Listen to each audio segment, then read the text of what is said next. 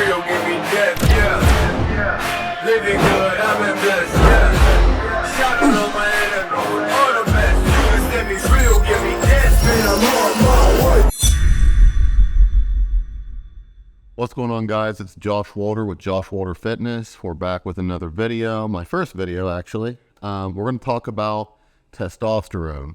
We're going to talk about what is testosterone. We're going to talk about the common misconceptions and myths about testosterone, specifically testosterone replacement therapy or testosterone optimization therapy. And there is a difference between those two. We'll get into that.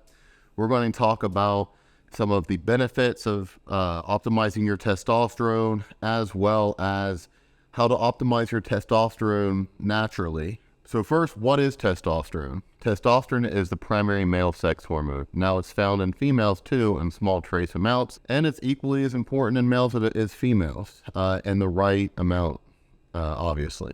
So where and how is testosterone made? Well, it's made by the Leydig cells and the testicles. The testosterone is going to rise drastically in a male's teenage years. And then once the individual gets to about 30 or 35, it's going to hit a peak, and then it's going to drastically come down year after year after year. So typically, who's good for TRT or TOT is going to be those people in the age groups of 30 to 35. However, some people will abuse testosterone at very high super therapeutic doses or underground anabolic steroids in their early years, and then they get permanently suppressed. Same goes for SARMs. SARMs, if administered improperly over prolonged periods of time and abused, can suppress testosterone enough to where an individual would need testosterone replacement therapy. What are some of the benefits of getting on testosterone replacement therapy or testosterone optimization therapy? So first, let's actually talk about the difference between testosterone replacement therapy and testosterone optimization therapy. So technically speaking, in the medical field, there is just testosterone replacement therapy, which is using exogenous testosterone to replace what was the individual's normal amount. And in a clinical setting, that ranges between 200 nanograms per deciliter to about 960 or even 1,000 nanograms per deciliter with certain labs. Now, in a testosterone optimization therapy setting, now you are starting to hear that more often nowadays. Specifically, I've heard it with Jay Campbell and his TOT Bible, as well as some of the conferences that I've went to. And what testosterone optimization therapy is, the testosterone may be slightly higher than the, let's say, the lab range. So testosterone maybe get as high as 1,500 nanograms per deciliter, maybe 1,800 nanograms per deciliter. And the free T might be at 30 to 50 nanograms per deciliter, though the lab range says anything over 20 or 15 nanograms per deciliter is out of range and abnormal. Well, not necessarily. It's abnormal for what is the average in that reference range. As we know, how do we get that? How do we get those reference ranges? They get those reference ranges from patients that are going into the hospitals. And who are those patients that are going into those hospitals? Usually, most of them are sick patients. So you don't want to be average, you want to be optimized. Usually where people feel most optimized with their free T is when it's between 30 nanograms per deciliter to 50 nanograms per deciliter, and their total T is going to be around 1,500 nanograms per deciliter. That's basically the difference between testosterone replacement therapy, replacing testosterone that your body used to make, and then optimizing it. So, what are the benefits of using testosterone optimization therapy? It would be things like an increased libido, increased lean muscle mass, strength, an improvement to well-being, improved sleep quality, and an improvement to one's insulin sensitivity, It can even help with depression, anxiety, things along those lines. And actually, within the range, it can be healthy cardiovascularly. If someone has too low of testosterone, it can actually lead to, as we said before, anxiety, depression. It can even cause heart failure. It can cause someone to eventually get diabetes because they're not having a great response with their insulin sensitivity, things like that. So having too little testosterone is just as dangerous, if not more dangerous, than having higher amounts of testosterone. So what are some myths and misconceptions about testosterone optimization therapy? One of the biggest ones and most frightening ones is blood clots. If any one of you guys out there may have used testosterone replacement therapy and then you go to get a CBC done, you've probably noticed that your red blood cell count, so your hemoglobin and hematocrit, were probably slightly elevated and out of the normal range. And then if you're probably at a local family doctor, your family doctor may say you need to go donate blood ASAP because you're at risk of throwing a clot. Well, that's not necessarily the case. I do think, I'm not trying to shame any family doctors out there. They're very knowledgeable with your everyday illnesses and sickness, and they've been through all types of schooling. But unfortunately, when it comes to testosterone replacement therapy, it seems like the science really hasn't caught up with what we are using in real world scenarios. And what I mean by that is when it comes to the elevation of hemoglobin and hematocrit and risk of clotting, that's confused with a blood disease called polycythemia vera. And what that is actually, it's when your red blood cells increase, your white blood cells increase, and then your platelet count increases.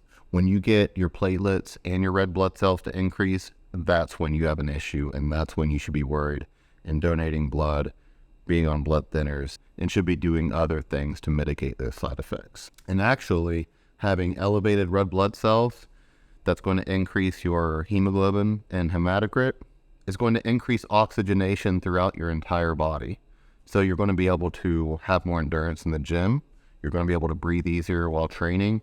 And if you're able to breathe easier while training, you're going to be able to train harder and therefore perform more efficiently and effectively. If you look at some of the best endurance athletes in the world or the people living at high altitudes, the majority of them have elevated levels of hemoglobin and hematocrit, and they're not dropping down dead.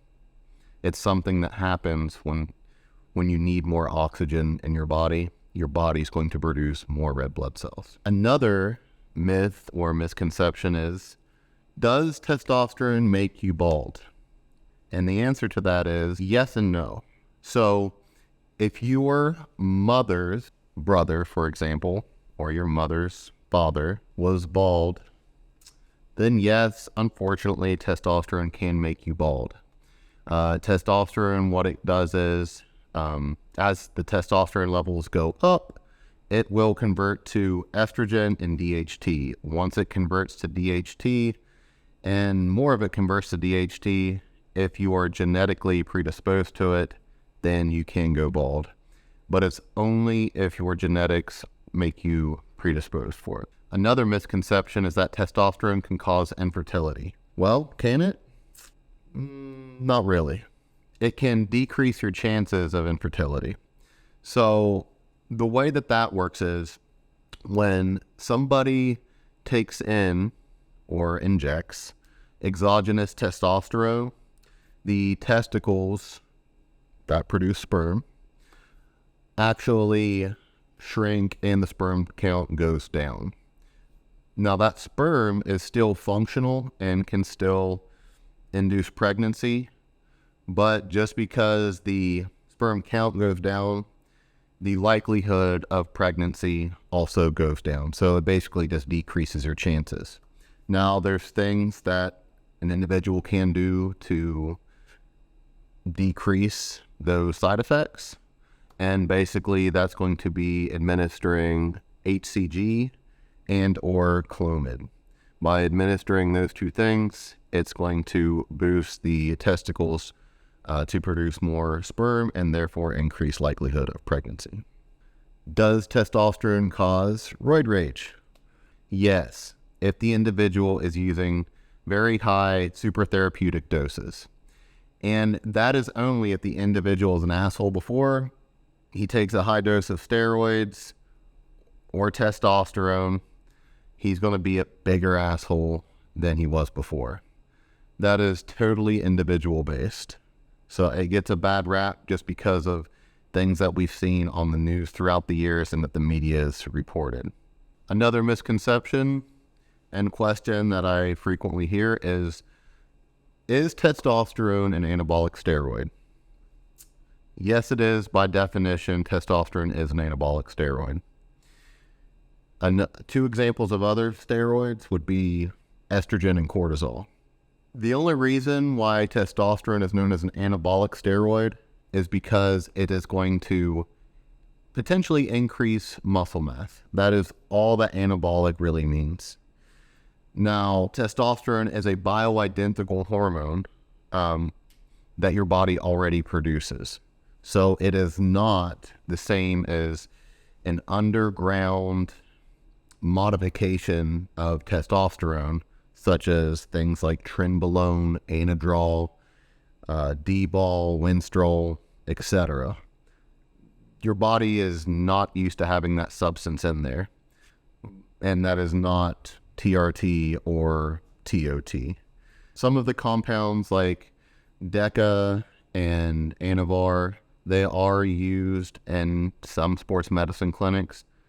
Even then, though, nothing is going to be as safe as plain old testosterone. Testosterone is always going to be king when it comes to anabolic steroids and longevity, health, performance, overall well-being. Testosterone is arguably the safest hormone there is. There's actually been studies done by the American Journal of Physiology and Endocrinology in 2001 where individuals were giving doses of testosterone for 20 weeks straight, ranging from 25 milligrams all the way up to 600 milligrams. And if any of you guys and girls out there know that 600 milligrams is definitely a super therapeutic dose of testosterone. And at the end of 20 weeks, there was no negative impact to the individual's blood work regarding PSA, liver enzymes, or a negative impact to some of the metabolic health markers. The only negative impact was a slight reduction in HDL cholesterol, and in the largest one, it was only 9 points. So even at higher super therapeutic doses, testosterone is, from what we see by the data, a safe hormone. In a clinical setting, how do we use testosterone? Well, it can be used by cream, injection, or pellets. Cream and injection's always going to be the go-to. And the more that the hormone levels remain stable, the less mood swings the individual will have, and the more stable blood work the individual will have. Pellets are a no-go. I do not believe in pellets. There are many experts in this field, a hell of a lot smarter than I am, that are not a believer in pellets. Basically, you get a pellet put into your body. It'll stay in there 3 to 6 months. You'll feel great for about the first month. You go back to your doctor 6 months later and you're back to baseline and you feel like shit. So stay away from pellets. Do not use them. Go with cream or injection if you're an applicable patient. Okay, with all that being said, and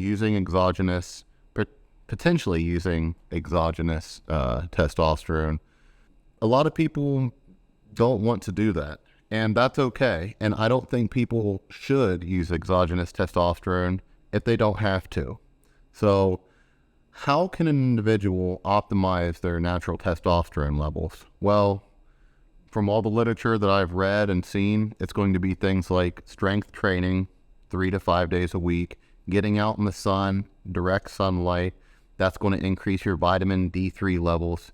Supplementing with vitamin D3, making sure, I would recommend around 5,000 to 10,000 IUs per day.